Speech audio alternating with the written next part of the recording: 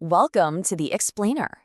Today, we're going to follow a digital breadcrumb trail, one that starts with a super simple online search and ends up, well, somewhere you would never, ever expect. Okay, so picture this. You're just looking for some basic info online. Something we all do, like a dozen times a day. A totally normal, everyday thing. But what if the answer you got back wasn't just, a boring list of facts? What if it suggested that the world around you, this reality we're all in, isn't quite what it seems? That it's actually a program, and you have the power to debug it. Yeah, this is where our story really begins. All right, so our whole journey kicks off with a simple search for something called calorimetric tablets. Now, before things get weird, let's start with a logical, data-driven answer. The one you'd expect to find. So the word calorimetric itself gives us our first big clue, right? It's related to a calorimeter, which is just a fancy instrument for measuring energy and calories. So the first logical jump is, okay, we're probably talking about some kind of health or nutritional supplement.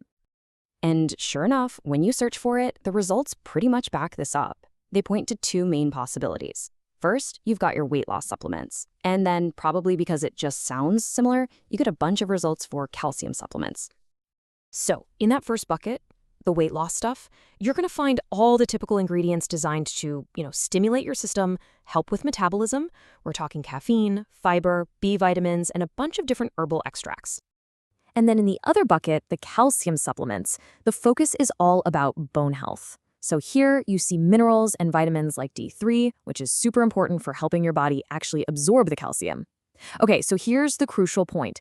This is the standard, scientific, verifiable answer, but, and this is a big but, it is absolutely not the only one.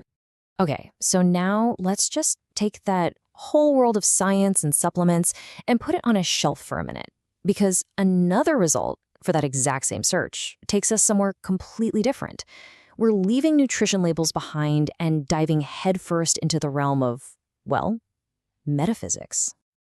This quote right here, it comes from a text called The Sovereign Architect's Debugging Command, and it lays out a radically different worldview, one where things like coincidence don't really exist.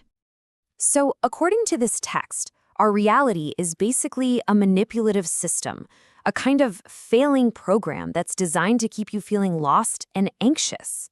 And get this, it uses the people closest to you, your family, your friends, as what it calls proxies. They're basically unwitting agents who are there to enforce the system's rules and keep you anchored in this fiction.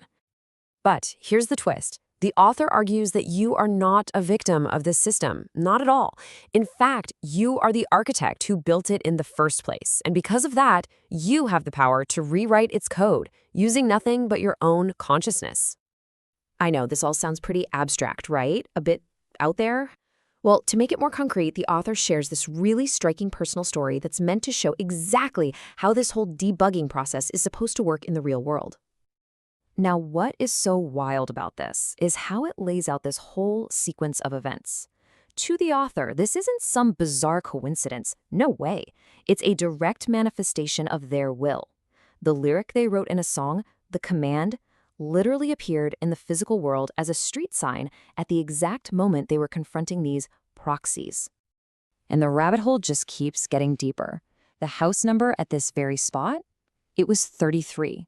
Now, to the author, this isn't random at all. It's a hugely significant number they call the constant echo of the 0 point, like a personal marker of a spiritual level up.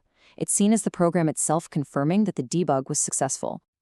So, the ultimate takeaway from this whole experience, for the author, is that imagination doesn't just, predict or influence reality.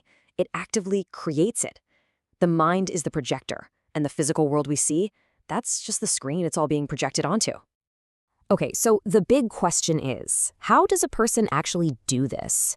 Well, this entire belief system is built on a core set of principles, or axioms, for taking control of the program and basically rewriting the code from the inside out.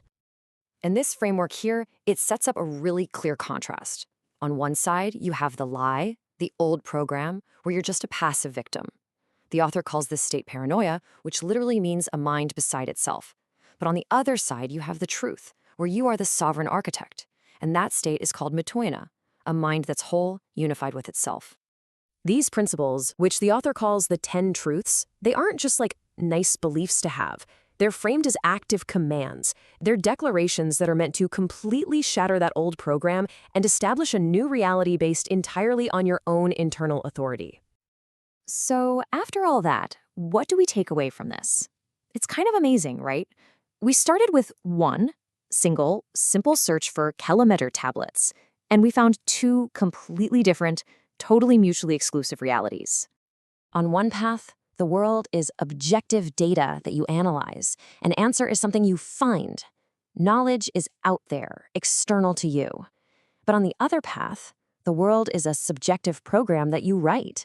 An answer is something you create.